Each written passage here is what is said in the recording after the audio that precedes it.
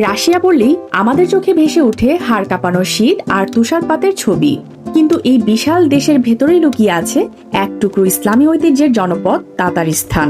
রাশিয়ার এই প্রজাতন্ত্রের প্রায় 50%-এরও বেশি মানুষ মুসলিম। রাজধানী কাজানকে বলা হয় রাশিয়ার মুসলিম সংস্কৃতির প্রাণকেন্দ্র, যেখানে -ডিগ্রি তাপমাত্রার মাঝেও রমজান আসে এক অদ্ভুত উৎসবের আমেজ নিয়ে।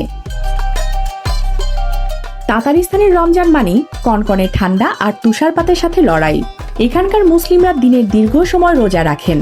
যখন বাইরের তাপমাত্রা হিমাঙ্কের নিচে থাকে, তখন এখানকার মসজিদগুলো হয়ে ওঠে ইফতারের মূল কেন্দ্র।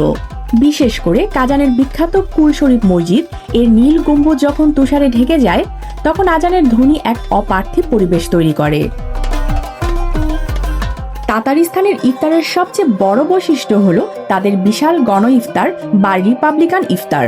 কাজান এরেনার মতো বিশাল স্টেডিয়ামে কখনো কখনো 10 থেকে 15,000 মানুষ একসাথে বসে ইফতার করেন।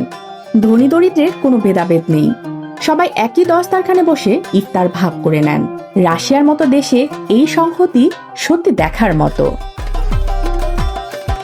তাতারিস্তানে ইফতারের সময় হওয়া মানেই দস্তারখানে রঙের মেলা। যেহেতু এটি একটি শীত প্রধান দেশ, তাই তাদের ইফতার আয়োজনে শরীরের উষ্ণতা বজায় রাখার মতো খাবারের প্রাধান্য থাকে সবচেয়ে বেশি। তাতার ইফতারের মধ্যমণি হলো চাকচাক। এটি ময়দার ছোট ছোট টুকরাকে ঘিয়ে ভেজে মধুর রসে ডুবিয়ে তৈরি করা হয়। তাতারদের কাছে এটি কেবল একটি খাবার নয়, এটি তাদের আতিথেয়তার প্রতীক।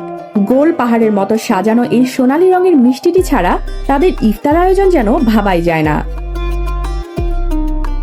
লবণাক্ত খাবারের মধ্যে সবার আগে আসে এজ পোচমাক।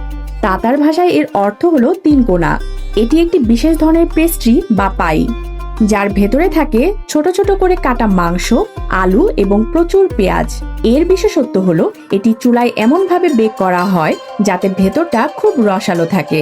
গরম গরম এই পায়ের এক কামড় সারাদিনের ক্লান্তি নিমেষেই দূর করে দেয়।